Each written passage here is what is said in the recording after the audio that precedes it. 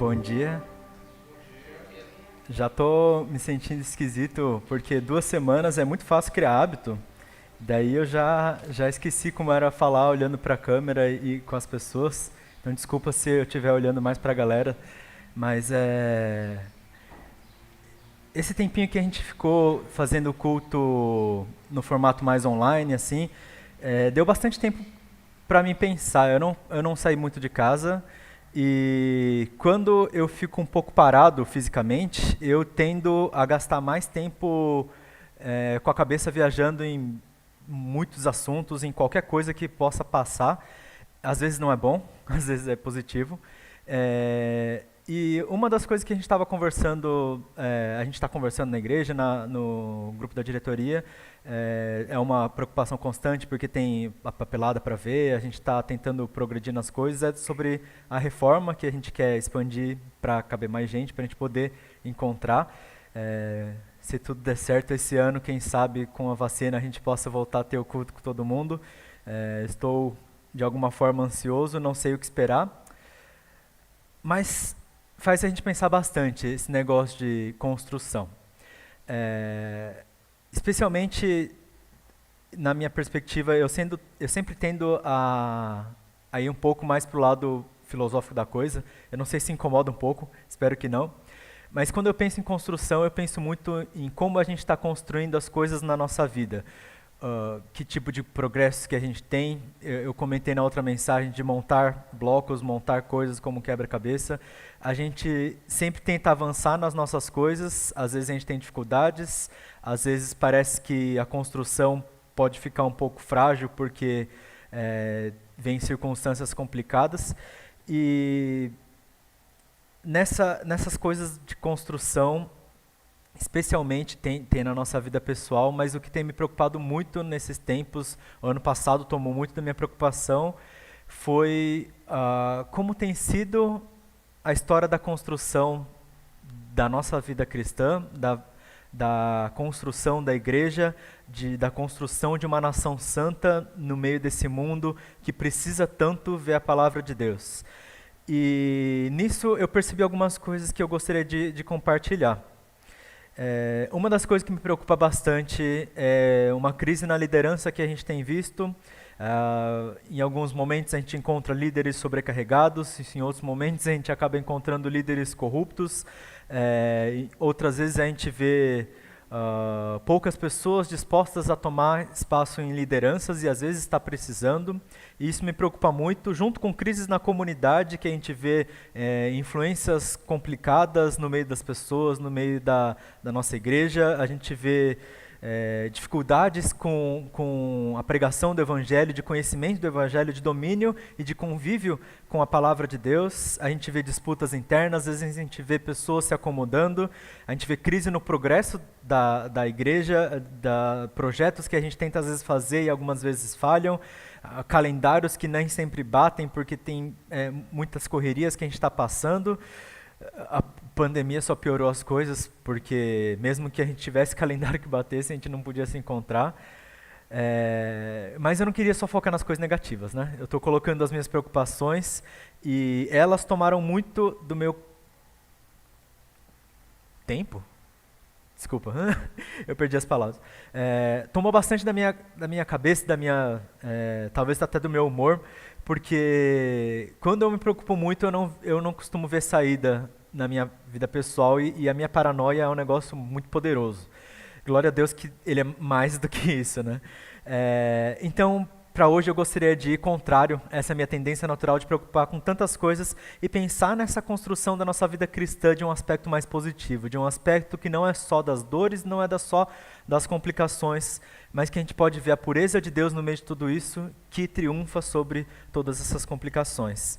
E porque a gente está cercado por todas as dificuldades, é muito fácil a gente perder o foco da mesma forma como eu acabei de apresentar. E por isso a gente tem que entender que mais importante do que o progresso na nossa construção, que muitas vezes pode estar ameaçado, pode estar afetado por causa de todos esses fatores, muito mais importante do que o progresso é a pureza nesse processo da construção. Mesmo que o progresso do plano de Deus seja dentro do plano dele, a gente precisa seguir em frente, não é mais importante do que como a gente vai seguir em frente. Pelo menos não da nossa perspectiva. O progresso a gente deixa na mão de Deus. A gente só tenta seguir da forma correta e Ele vai fazer dar certo, né? Então eu queria comparar um pouco com a história que a gente vê da nação de Israel, porque a gente tem na palavra de Deus um monte de exemplos e nem sempre a gente vê com tanta profundidade o que eles estavam passando. A nação dos judeus, no livro de Esdras, ele narra um período muito interessante, que é o retorno do exílio. O povo ele passou por uma história bem complicada. Deus escolheu Abraão, deu uma promessa, formou uma nação através de Abraão, e essa nação era para ser uma nação separada para Deus, uma nação de pureza e santidade. Esse era o desafio que eles estavam vivendo. Construir uma nação que tinha como seu alvo viver separada para Deus, viver em pureza para Deus, viver em consagração, mas o grande inimigo em toda a história da nação de Israel era a idolatria. Eles olhavam para Deus, eles olhavam para os seus arredores, às vezes era muito tentador, às vezes era muito sedutor, às vezes era pressões, às vezes eram inimigos que ganhavam deles, mas vinha a idolatria e eles cediam a idolatria como povo. E daí vinha Deus misericordioso novamente, salvava, restaurava eles, na época dos juízes, sempre levantava alguém a mais para falar da vontade dele, para libertar eles de povos inimigos.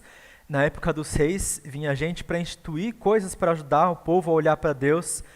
Na época dos profetas, vinha gente para falar pesado quando eles precisavam tomar bronca, mas ainda assim o pecado do povo continuou e Deus enviou o povo ao exílio. O exílio que parece, da nossa perspectiva, talvez uma punição muito grave, porque muita gente da nação morreu, o povo foi completamente dominado, completamente humilhado, e a gente pode até pensar, nossa, será que Deus foi humilhado porque o povo de Deus perdeu de povos idólatras? Mas não, tudo isso foi para a glória de Deus, porque Deus ele mandou o povo para o exílio já com a promessa que eles voltariam, e quando eles voltassem, eles iam voltar com uma característica diferente. Em vez de ser conhecidos como povo idólatra, que está sempre vai e vem, até os inimigos deles eram melhores, porque os filisteus eram crentes fiéis a Baal, e eles nunca abriam mão.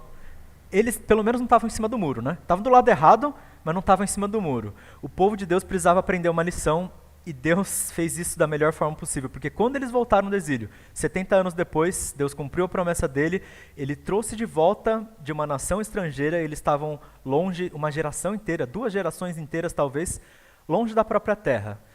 Mas quando eles voltaram, uma coisa eles tinham em mente, a gente não pode ser idólatra, a gente precisa viver em pureza. E essa era a mentalidade que eles estavam e eles se encontravam. O texto de hoje está em Esdras 4, versículos 1 ao 4. O pessoal que está aqui presencialmente, eu vou pedir para, se puderem, vocês abrirem ou virar de costas para ler lá na TV. A gente não vai conseguir colocar. O pessoal de casa já está podendo ver o texto. Eu vou ler na versão NVI. Esdras 4, versículos 1 a 5. Quando os inimigos de Judá e de Benjamim souberam que os exilados estavam reconstruindo o templo do Senhor, o Deus de Israel, foram falar com Zorobabel e com os chefes da família. Vamos ajudá-los nessa obra, porque, como vocês, nós buscamos o Deus de vocês e temos sacrificado a ele desde a época de Esar-Hadon, rei da Síria, que os trouxe para cá. Contudo, Zorobabel, Jesua e os demais chefes das famílias de Israel responderam: não compete a vocês a reconstrução do templo do nosso Deus. Somente nós construiremos para o Senhor, o Deus de Israel, conforme Ciro, o rei da Pérsia, nos ordenou. Esse momento o povo já tinha acabado de chegar na nação. Zorobabel, ele foi apontado como governador do povo, foi o primeiro líder do povo depois deles retornarem, o primeiro líder que eles puderam ter com certa independência da nação que os oprimia. Ele era descendente de Davi, da linhagem real, mas não era rei. Ele era o governador do povo, ele tinha o direcionamento sobre o povo, ele tinha a missão de não só trazer o povo de volta, mas colocar ele na direção correta. A função de todos os reis anteriores a ele e depois dele sempre era a mesma: apontar o povo para Deus. Eles tinham que ser uma nação voltada para Deus, isso que o líder tinha que fazer. E nesse momento parece que ele fez um negócio que parece contraprodutivo, apontar para Deus, a melhor forma de fazer isso, na época pelo menos, era construir o templo para que todo mundo olhasse para o mesmo lugar, olhasse para a mesma coisa, adorasse da mesma forma e entendesse quem era Deus com a grandeza. Não para mim, não com o ídolo que eu tenho lá em casa escondido, mas eu vou no templo e percebo que não é de mim, mas foi o Deus que tirou o povo do Egito, que tirou o povo do exílio, que me salvou de tantas coisas, e até na vida pessoal. Esse era o dever do rei. E o rei, naquele momento, pegou e falou, não, a gente não quer ajuda para construir o templo. E a decisão dele teve consequências essas que deixaram a construção que podia muito bem talvez terminar nos próximos anos. Logo depois que eles chegaram em casa, montar o templo, adorar a Deus, demorou 22 anos. Eu estava conversando com o Theo hoje, perguntando, eu sempre pergunto se ele já tem 21 anos. Aparentemente ainda não. Então significa que o tempo de vida que ele tem ainda não é o tempo que eles tiveram que esperar o templo ser construído.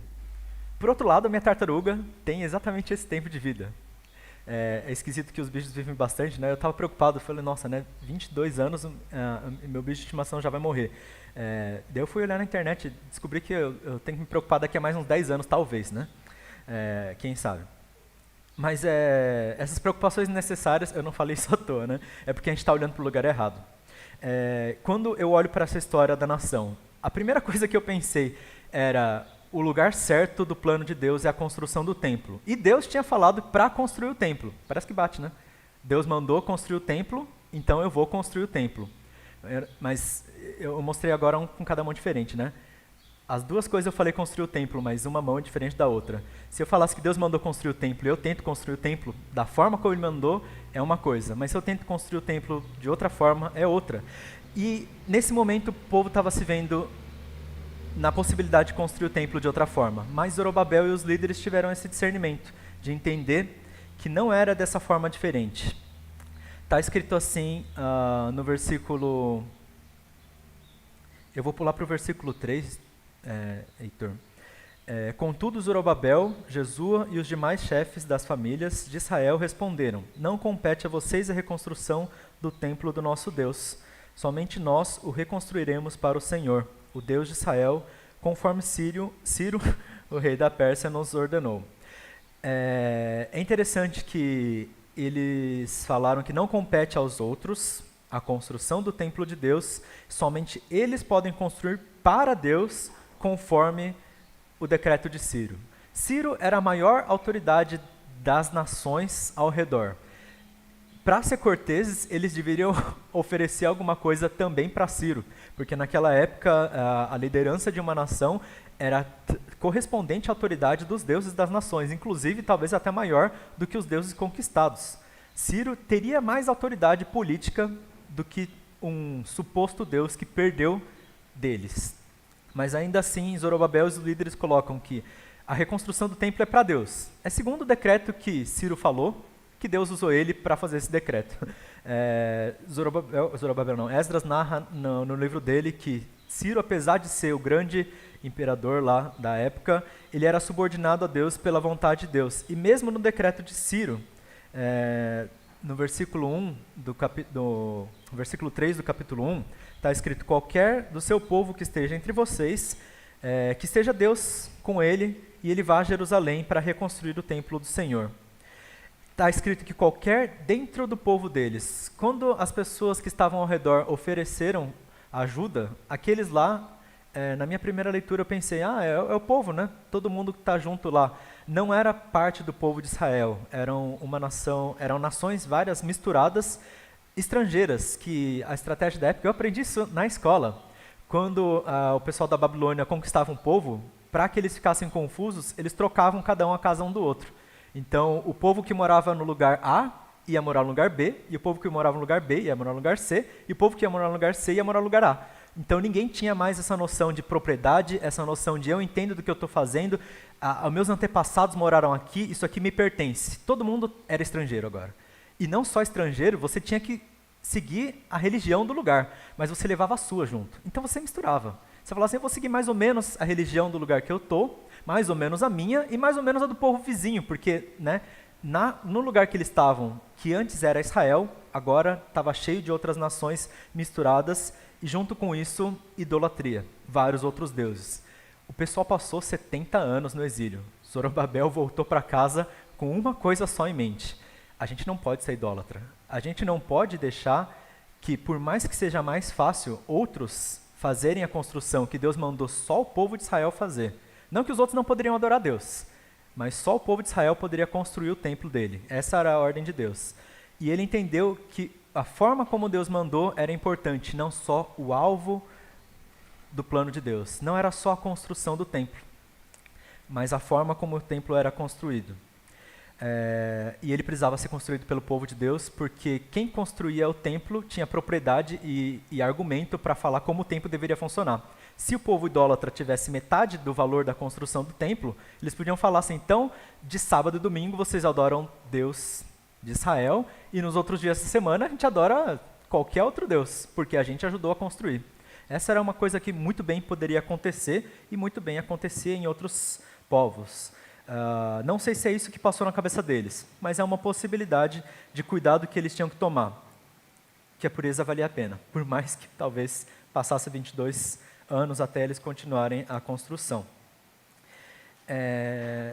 Pensando nessa história, pensando nesse momento de vida que eles estavam, eu fico pensando que é perigoso quando a gente sabe o plano de Deus. Outro domingo passado, domingos anteriores, a gente estava comentando sobre como discernir o plano de Deus. E depois que a gente sabe o plano de Deus, parece que está tudo fácil. E aí a gente encontra outros desafios. Depois que a gente discerne o plano de Deus, a gente precisa saber como a gente vai praticá-lo. Outro dia eu estava conversando, a gente tem tido o plano de leitura diária, tem sido muito bom. E uma dessas pessoas me disse: mas é muito difícil. A gente lê, a gente entende, mas colocar em prática, nossa. Quando eu vejo meus ânimos entrando em ebulição, eu quero gritar com todos os horrores que eu tenho em mente guardado, mas eu tenho certeza da palavra de Deus mais do que nunca, porque eu li isso hoje de manhã, a pessoa me comentou.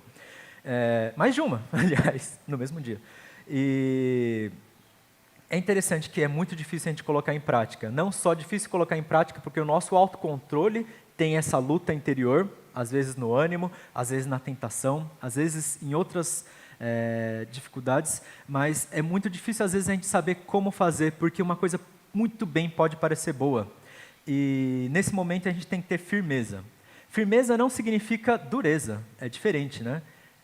Dureza seria ele pegar e confrontar as nações inimigas e falar assim: todo mundo tem que ir embora, só a gente fica aqui, essa é a nossa nação. Desculpa comentar uma situação geopolítica bem complicada, mas ainda hoje a gente tem dificuldades com os descendentes da nação de Israel e os descendentes dessa galera aqui que estava lá, que estão lutando pela terra prometida ainda até hoje. As organizações mundiais começam a se intrometer, então não tem muita resposta. Eles falam assim: todo mundo pode morar lá então. Só que daí, quando todo mundo pode morar lá e ninguém tem o domínio do lugar, a disputa fica maior, porque todo mundo acha que está certo. Essa é a nossa dificuldade, achar que está certo e não saber como fazer. Talvez como não seria tão importante dominar o lugar, mas Zorobabel entendeu como de adorar a Deus não era tipo construir um templo hoje, não era construir o templo mais rápido ou com todo mundo, mas era construir o templo do começo ao fim santo, começo ao fim em pureza. No começo até o fim, não pode ter idolatria nesse novo tempo.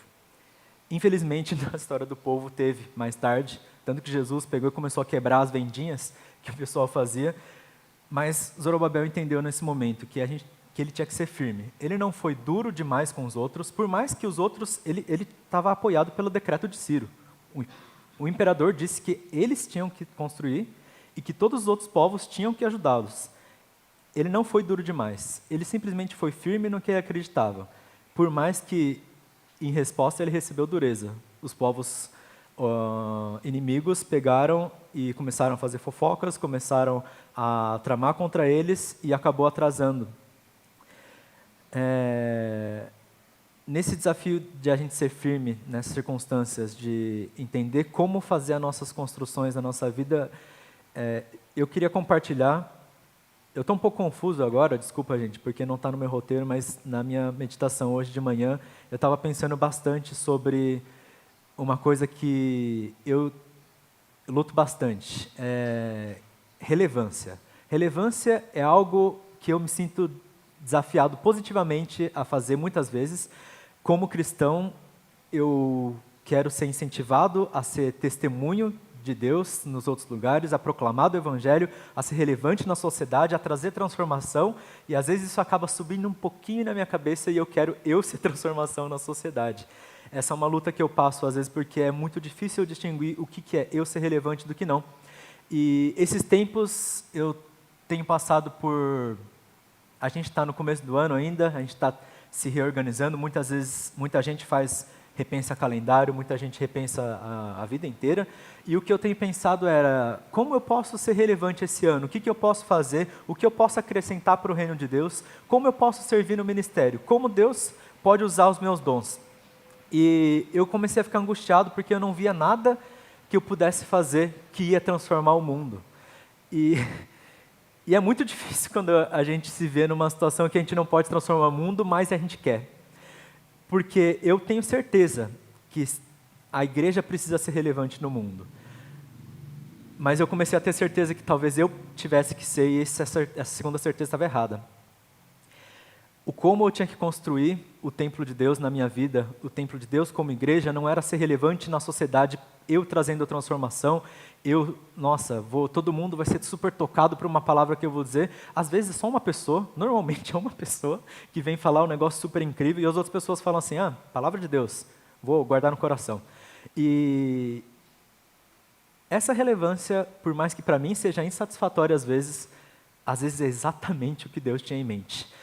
Pode ser que demora 22 anos para uma palavrazinha pequena trazer transformação na vida dos outros. Eu sei porque eu, estando no outro lado, tem muitas mensagens que no acampamento de Shalom eu ouvia dos palestrantes que para mim hoje faz muita diferença, mas eu escutei isso há 15, 20 anos atrás algumas. Eu pensei que eu fosse mais novo. Mas trazem relevância. E eles nem sabem que eles mudaram minha vida algumas vezes. Às vezes eu tentei tomar coragem para dar feedback, né, porque eu acho que isso é agradável, e eu fiquei com tanta vergonha que eu demorei mais alguns anos depois de tomar coragem, mas eu dei feedbacks. E é interessante que essas pessoas não esperavam receber isso, porque não achavam que Deus ia fazer dessa forma. Às vezes, quando a gente tem que seguir o plano de Deus da forma como Ele imaginou, a gente não sabe. Ser firme, às vezes, significa andar de olho fechado no plano de Deus. Às vezes significa ser relevante sem saber como é ser relevante. E isso eu estou sendo incentivado por Deus a tentar entender como é que Ele tem para a minha vida de ser usado por Ele de formas inesperadas, de formas talvez que eu não gosto. Comentei em mensagens anteriores que eu tenho um desgosto natural por ser usado por Deus na área do ensino. Aparentemente, Ele tem um gosto natural de me chamar para essa área. E o meu desafio agora é tentar vincular o meu gosto com a vontade de Deus, né? Para que eu possa fazer isso. Não é a única área, glória a Deus, porque eu não gostaria de só conseguir atuar em uma das áreas que eu sinto que Deus tem vocação na minha vida. Mas, voltando aqui para o foco. Ser firme não significa pular direto, talvez até um atalho para o final do caminho, para construir o templo mais rápido. Se a gente for pensar nos 3 porquinhos, né, construir o templo mais rápido, acaba construindo com palha. Construir o templo mais sólido é construir com tijolo. Vai demorar mais. Às vezes você não vai ver ele terminar, porque você pode ser que seja um pedaço daquela geração que foi para o exílio e morreu antes de voltar, ou voltou e morreu antes de construir o templo, ou sobreviveu a tudo e quando olhou o templo falou assim, nossa, mas eu lembro, 90 anos atrás ele era muito mais bonito, daí você chora de angústia. Você pode estar em qualquer uma dessas posições e todas elas vão ser difíceis, mas todas elas podem olhar para o plano de Deus e ver, apesar das dificuldades, vale a pena ser firme, porque quando você entrega para Deus, nossa Deus, não é um templo bonito, ele não chega nem aos pés do templo que era antes, mas é um templo santo, nossa, deve ser uma alegria. Se eu puder terminar minha vida falando, Deus, eu vivi uma vida piedosa, eu não sei se isso mudou a vida dos outros, eu não sei se eu pude trazer transformação na sociedade como eu esperava, mas se eu puder olhar para Deus no final da minha vida e falar, Deus, eu acho que eu tentei o meu melhor para ser santo, para ser consagrado. Eu tenho a sensação de que ele vai se agradar disso. E por sensação é a palavra de Deus, né? São sinônimos aqui que eu estou tentando não ser muito arrogante? Não é a palavra errada. Eu estou com falta de vocabulário. A segunda coisa que eu gostaria de pensar sobre esse texto é que, por um lado, a firmeza é importante, e por outro, quando a gente é firme de um lado, o outro também o é. E a gente encontra com resistência. Quando a gente tenta seguir o plano de Deus e a construção, a gente vai ter gente contra. O cristianismo passa muito por isso. Ao longo da história, a gente vê, talvez mais para a Idade Média, a instituição da igreja era mais poderosa politicamente, mas hoje ela é bem fraca. Hoje a gente, no Brasil parece que não tem, como chama, perseguição, mas a gente tem perseguição ideológica. Talvez mais fraca ainda do que outros países, a gente está em algum lugar até que bem privilegiado no sentido de poder proclamar o evangelho, mas a gente recebe perseguição ideológica, porque quando a gente tenta pregar os valores do reino, a gente bate. E no lado da educação, por exemplo, a gente pensa assim, eu tenho que educar os meus filhos, os meus alunos, os meus amigos, segundo os valores do reino, mas o mundo fala diferente. Muitas escolas, às vezes, vão optar por ensinar gênero diferente do que a palavra de Deus nos ensina, de ensinar valores éticos diferentes, de ensinar corretos e errados, de ensinar que talvez a religião não seja importante, ou ainda, além disso, a vida com Deus, porque é diferente de só uma religião. E a gente conflita, a gente encontra resistência. Se eu for tentar vencer a resistência com força bruta, eu vou encontrar o que muitas vezes a gente encontra na história. A igreja, às vezes, sendo tida como tirânica em cima do mundo, falando, eu vou tentar impor os meus valores. Ou o discurso de, não, vamos tentar fazer uma escola, todas as escolas serem cristãs. O que já foi um sonho, uma época da igreja. Algumas deram certo, aceitaram, todo mundo gostava disso naqueles lugares. Outras tiveram muita resistência, e quando há resistência e ninguém abre mão, existe conflito. Tem duas formas da gente lidar com a resistência. Uma delas é o conflito e a outra delas é o contorno.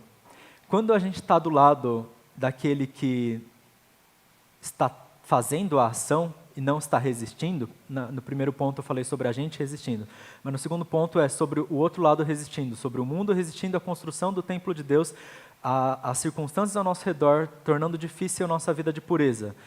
A gente não tem que mais ser firme, não é mais hora da gente ficar cabeça dura e falar, eu não vou mudar o meu jeito. Está na hora da gente fazer um contorno. Talvez não seja a hora da gente falar, eu vou construir o templo mesmo que ficou ilegal. Nesses 22 anos, eles pararam de construir o templo porque foi lançado outro decreto que eles não poderiam mais, porque eles foram tomados, a nação de Israel foi tomada como revoltosa, e por causa disso eles tiveram que parar. E eles pararam a construção.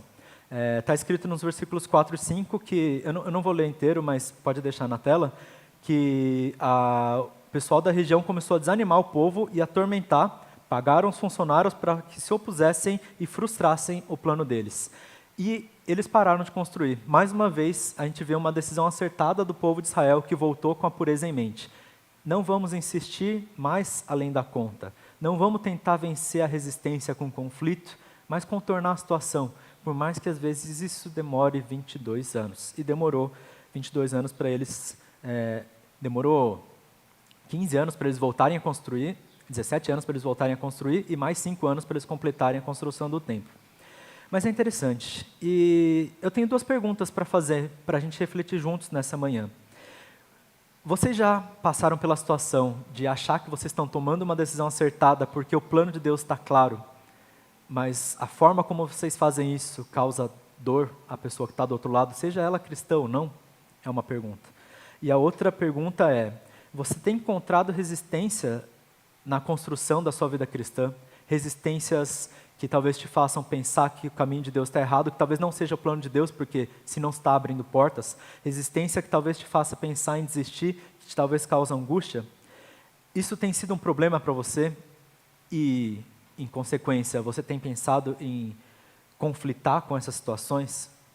Essa reflexão que eu gostaria que a gente fizesse nessa manhã é muito importante, porque a parte de entender o plano de Deus é o começo, e a maior parte da nossa vida, depois da salvação, é praticar o plano de Deus, é construir a nossa vida cristã, a gente precisa lembrar que mais importante do que o progresso é a pureza na nossa construção. E a gente precisa lembrar que depois da gente saber a direção do caminho de Deus, olhar o caminho e talvez não entender o formato, dá para contornar. E por mais que pareça por onde eu vou contornar, a gente pode olhar no chão, porque sempre teve gente que andou antes da gente, tem passos que estão lá. Passos esses que chamam a palavra de Deus, a Bíblia, e mais uma vez eu vou fazer um apelo para quem ainda não está fazendo o plano de leitura diária, vamos fazer, que tem sido muito bom. O irmão Theo, ele faz um negócio que eu acho muito legal, todos os dias ele comenta lá no grupo Deus é Bom. Essa é uma das minhas frases preferidas no mundo. Coincidentemente, ele fala isso todos os dias, e isso tem enchido meu coração de alegria e de ânimo para continuar. Por favor, não pare. Mesmo que você comece a fazer isso por obrigação, vença esse sentimento e volte a fazer isso com alegria, por favor, porque isso tem sido edificante. Mas, gente, quando a gente não sabe como contornar, a gente precisa olhar na palavra de Deus.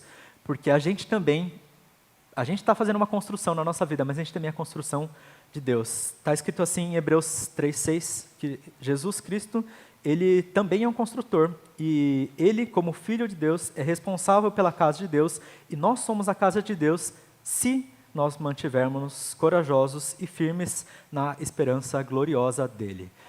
A gente só pode ser construção firme de Deus, e por isso construir coisas por nossa conta também, quando a gente se mantém firme na esperança dele. A esperança dele que nos mantém de pé quando a gente acha que a resistência é grande demais, quando a gente acha que eu não sou relevante no mundo que eu tenho vivido, nos meus contatos, nas pessoas que eu falo. Quando a gente acha que o que a gente está fazendo talvez não seja suficiente, a gente olha de novo para a esperança de Jesus e a gente percebe que pelo menos a construção dele está dando certo. Significa que tem esperança, porque com Deus a gente vai chegar lá. Eu gostaria de colocar isso então como proposta para a gente estar orando. Coloca diante de Deus nesse momento. O que tem sido a resistência que você tem encontrado para você construir a continuidade da sua vida cristã? Para você não só construir um prédio bonito, mas construir um prédio que você pode chamar de puro e de santo. Talvez seja tentação na vida de muita gente, em várias áreas possíveis. Talvez seja falta de direção, talvez seja falta de energia para conseguir continuar, ânimo porque você está arrasado e quebrado por algum motivo. Mas coloca isso diante de Deus nesse momento. E coloca o compromisso diante de Deus também para estar vencendo isso, contornando se for necessário, com 22 anos se for necessário. Vamos orar? Senhor Jesus, eu não sei o que é bom, eu não sei como caminhar diante do Senhor. Mas o Senhor sabe os nossos passos, o Senhor sabe como nos guiar nesse mundo todo confuso, nesse mundo que a gente não sabe como fazer.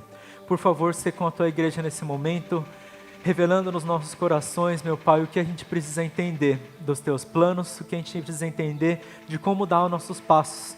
A gente sabe que como igreja a gente precisa tomar posturas diante desse mundo, a gente vê corrupção na política, a gente vê palavras duras na boca das pessoas, a gente vê situações complicadas na pandemia que às vezes a gente pensa que estamos com as mãos atadas, mas a gente tem que entender, meu Pai, que mais importante do que a gente fazer diferença e solucionar os problemas que a gente tem visto, é viver a nossa vida de forma pura e de santidade. Então, por favor, meu Pai, nesse momento, toca nossos corações e purifica nossas vidas, para que a gente possa prosseguir de forma que isso te agrade, de forma que isso seja plena adoração na Tua vontade, meu Senhor. Por favor, seja conosco, nos revela e nos dá ânimo para continuar, porque a gente precisa do Senhor. Em nome de Jesus, amém.